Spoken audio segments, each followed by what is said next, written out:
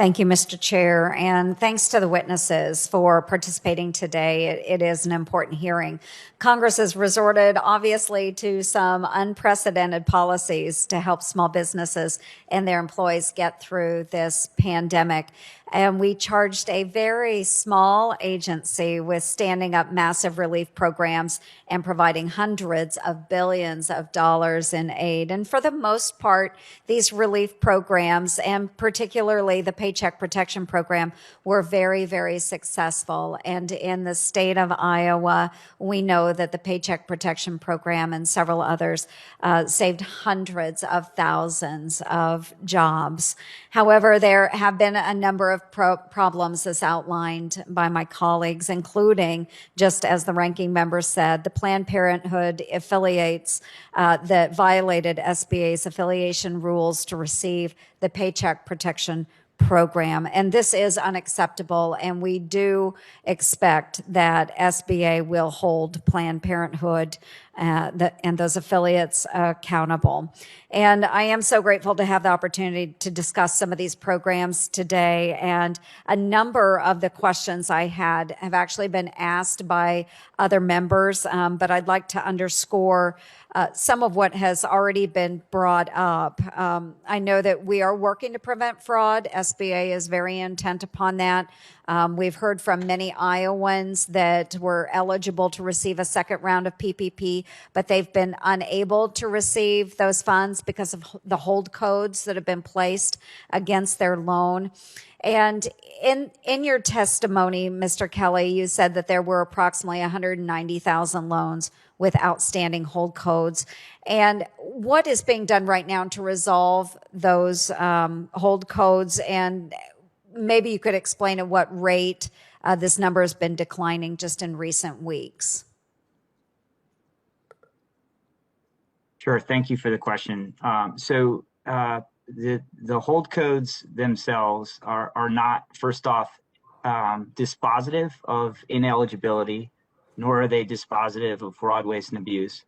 What they are is a set of alerts that are indicators, as Mr. Scheer and Mr. Ware have indicated, are helpful in identifying places where we need to point our efforts. So it begins, that population was originally a 2 million instance population that has been culled down over the last several months to that population that I referenced in my testimony of 190,000. What we are in the process of doing is working with the lending community to adopt certification language that they have given feedback on that should help them process lender certifications that they are able to clear, which is one of the accelerants. Second, we had, beginning in November of 2020, the agency commissioned a machine learning tool and created a pool of applications for testing. And we are on the precipice of deploying that machine learning tool. And the combination of those two things should go a long way to addressing the hold codes that the remaining hold code population, consistent with protecting against fraud, waste, and abuse. No, that's very good. And I appreciate that. Of course, the sooner, the better. So I'm glad to hear that you are updating the system with machine learning. I think there's a lot that could be taken from that. I'm just going to reiterate a little bit about some of the other issues that were brought up in addition to fraud. Senator Cantwell had also mentioned the shuttered venue operating grant applications process. And hopefully we do have a little smoother rollout than we did with the Paycheck Protection Program, because I know there were banks that, in order to get the applications in, they were up in the middle of the night submitting those applications. So hopefully we can speed that along a little bit, just to double down on what Senator Cantwell was saying. And then finally, because I just have a few seconds remaining, Mr. Kelly, for the Paycheck Protection loan forgiveness.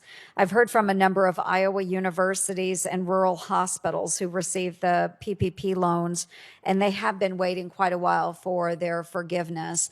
I had a college in Northwest Iowa that applied for forgiveness back in the fall, but they have yet to hear anything back from the SBA.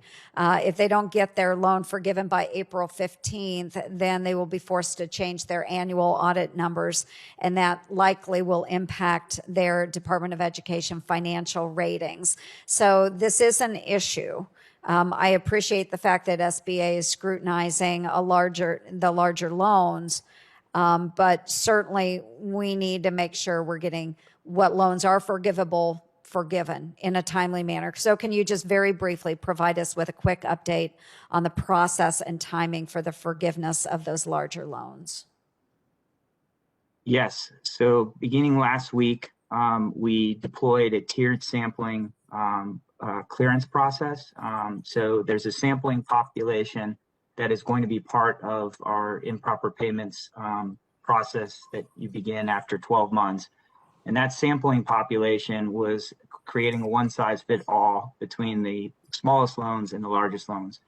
And we have determined now, after processing nearly 50% of the forgiveness applications, that we can make adjustments to that. That will free up resources to point towards the 30,000 loans in excess of 2 million. In addition, as I mentioned, the machine learning model tool will clear hold codes that have caused delays. And we are also in a position where we can start to modify the forgiveness process from 150,000 to 2 million, because we've taken in all of the data analytics and learnings from processing nearly 50% of the units. And so now we feel confident about the trend line. For example, 87% of filers are showing no reduction to FTE because they are electing to use the 24-week period. So those are some of the things, Senator, that we will deploy. But Very this is a good. critical. No, thank you. And again, sooner is always better, I think, for all of the members on this committee as well as we're working through this pandemic. But Mr. Kelly, I thank you very much. Mr. Chair, thank you. Sure.